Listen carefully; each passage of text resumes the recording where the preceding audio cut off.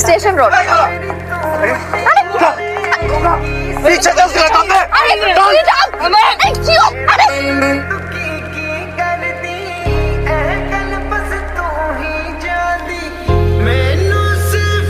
মামা আসসালামু আলাইকুম আম্মা। ওয়ালাইকুম আসসালাম। আম্মা কিছু কইবেন? না মানে মামা ওই দিন গুন্ডাগুলো আপনারা অটোতে করে না কোথায় নিয়ে গেল, তারপর তো অনেকদিন আর আপনাকে ডিউটিতে দেখি। সেই দিন যদি আপনার ওই গুন্ডাগুলা সময় মতো আমার না লই তো আমি হয়তো আর বাঁচতাম না। আসি আম্মা। কি হইতেছে এখানে? কি হইতেছে মানে? দেখে বুঝলাম না, বুঝাইতে চাইবো? হ্যাঁ বুঝাই দিতে হবে। কি হইতেছে এখানে? ঈর্ষা করতেছি। এসব করে মজা কি পান? কি লাভ হয়? এসব নেশাপাতি করে গ্যাঞ্জাম করে আপনার জীবনটা নষ্ট করতেছেন কেন শান্ত? আপনার মহল্লার মানুষজন আপনাকে নিয়ে আজে বাজে কথা বলে, তাকে ভয় পায় সবাই, এই জন্য সামনে এসে কথা বলতে পারে না। আপনার ভিতরে ভালো একটা মানুষ আছে, ওই ভালো মানুষটাকে নষ্ট করতেছে। আপনার ভিতরে ভালো মানুষটাকে বাঁচতে দেন। এটা ফেলেন, ফেলতে বলছি।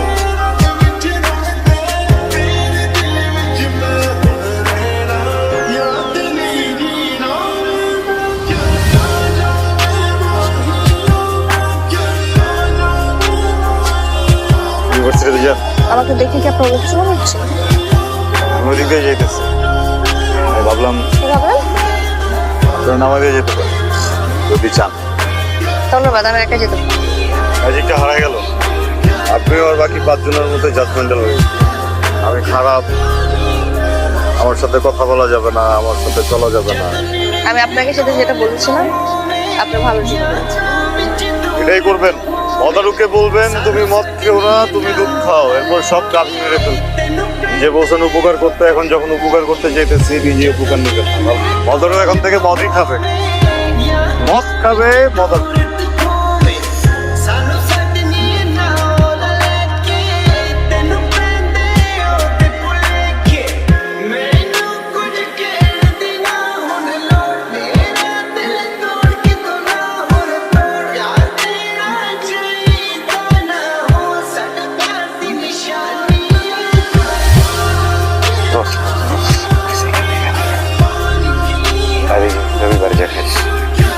এখানে কি বাসা না এটা?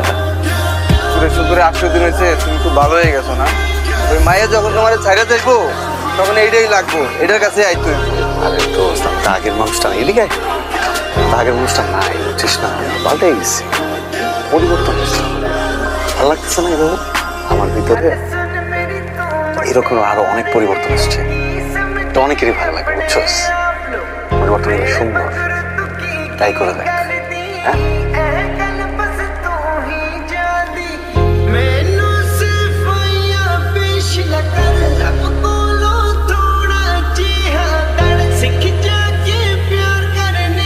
শান্ত, এইভাবে আর কতদিন? আমাদের সম্পর্কের একটা পরিণতিটা আছে, সেটা কি হবে ভেবে দেখছেন? হ্যাঁ, এটা তো জানি। এত ভালোভাবে তুমি আমার, আর আমি তোমার উপর আসক্ত। তোমার প্রতি আমার যে আসক্তি, এটা বাড়তেছে না দেখতে? আমার বাসা থেকে প্রত্যেকটা বিয়ের জন্য প্রেশার দিচ্ছে। কিসে? আসতে হ্যাঁ, আমি আমার আগের জীবনের যত আসক্তি ছিল সব ছেড়ে আসছি না, তার জন্য ছাড়ছি, তোমার জন্য ছাড়ছি না। সব আবেগী কথা না, জীবন চলে না। তোমার একটা চাকরি লাগবে, তারপরে আমাদের সম্পর্কটা আমরা সুন্দরভাবে সামনে আগাতে পারবো।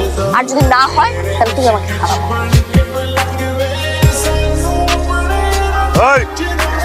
আমি কি বলছি একবারও আমি চাকরি করব না?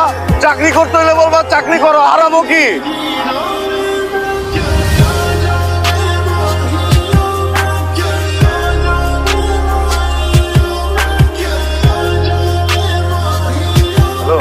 কোথায় তুমি? আমি তো এই যে রাস্তায় আছি, তুমি কোথায়? আমি কই থাকবো? আমি বাসায়। আমি তো তোমার মতো বাইরে ঘুরে বেড়াই না। কি ব্যাপার, এইভাবে কথা বলতেছো কেন? কিভাবে কথা বলতেছি? বুঝছি, কি হয়েছে বলো? মন খারাপ? শান্ত, মাইন্ড রিডিং বাদ দিয়ে একটা চাকরি জোগাড় করো। তুমি যদি চাকরিটা জোগাড় করতে পারতা এরকম পরিস্থিতির শিকার হইতে হয় না আমার। দেখো, আমি চেষ্টা করতেছি তো, বুঝছো না? আমাকে পাত্রপক্ষ আজকে আবার দেখতে আসতেছে। আমার না ভালো লাগে না এইভাবে এক এক দিন এক এক মানুষের সামনে সংসারে বসে থাকতে। বুঝতে পারছি। দেখছো তুমিও কিন্তু মানে আমার উপরে আসক্ত হয়ে গেছো বলো। হ্যাঁ, না হলে কিন্তু ছেলের সাথে বিয়ে করে চলে যেতাম। সিরিয়াস হও শান্ত। আমি এই জন্য মন খারাপ করি না যে তোমার চাকরিটা হচ্ছে না। আমার এই জন্য মন খারাপ, কারণ তুমি ট্রাই করতেছো। তোমার মতো কোনো এফোর্ট আমি দেখি কিছুই করতেছো। তুমি বলো করতেছো কিছু? আমার চোখে তো করতেছো। একদম ভাগ দিতে বলছি। যারা পরিচিত মানুষ দেখতে পারে।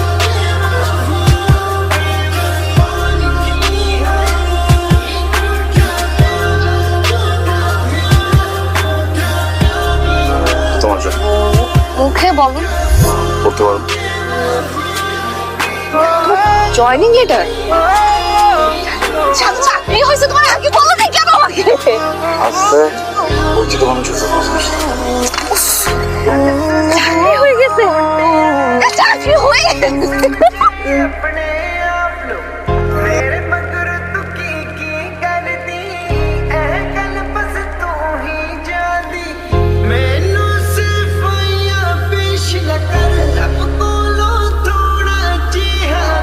মন খারাপ? না, খুব ভালো। মন কেন খারাপ হবে? নতুন চাকরি না, আগে কখনো করছি, সবকিছুই নতুন নতুন, এমন প্যারা লাগে। কি করিস মা? কিছু না, ফোন ব্রাউজ। সেদিন যে তোর মামা একটা বিয়ের সম্বন্ধ হলো না, সেই ব্যাপারে। ভার্সিটিটা শেষ হতে দাও, তারপরে এগুলো দেখা যাবে। সবসময় ভালো পাত্র পাওয়া যায় না। তাছাড়া তোর বাবা নেই, আশেপাশের মানুষ কত কি বলে। বিয়েটা করে নিলে ভালো হয় না? মা, এসব নিয়ে পরে কথা বলি। যা ভাবার তাড়াতাড়ি ভাব, এটা করে আমাকে মুক্তি দে।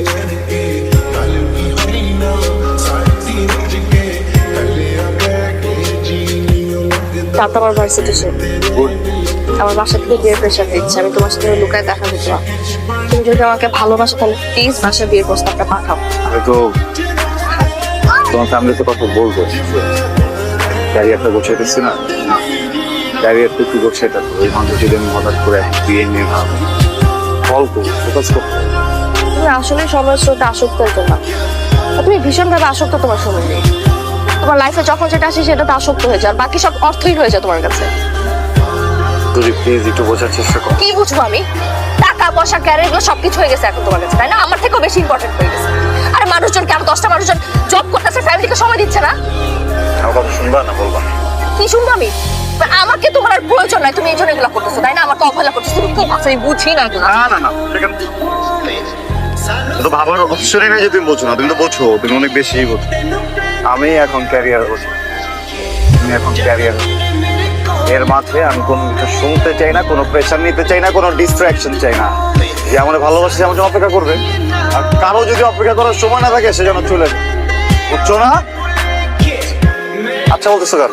এই আচ্ছা বলতেছো কেন? এমনি করে টাকা থেকে কি বুঝাইতেছো তুমি আমারে? ক্যারিয়ার গোছানোর কথা কে বলছিল? আমি বলছিলাম।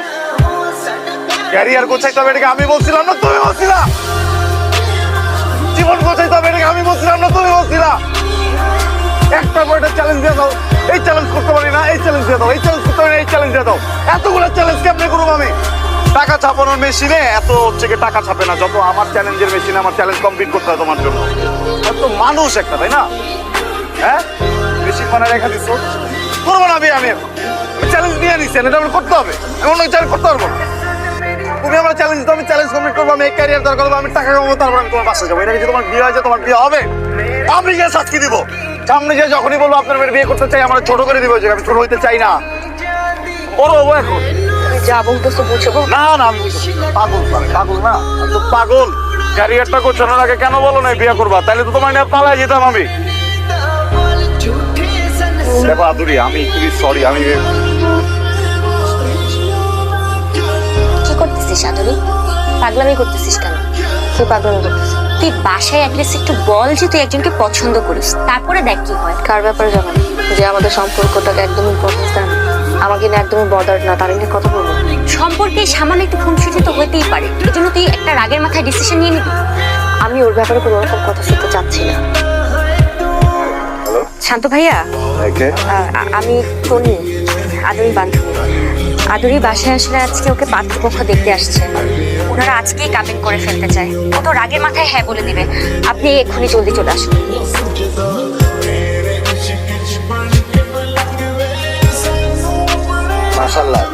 পছন্দ হয়েছে। আলহামদুলিল্লাহ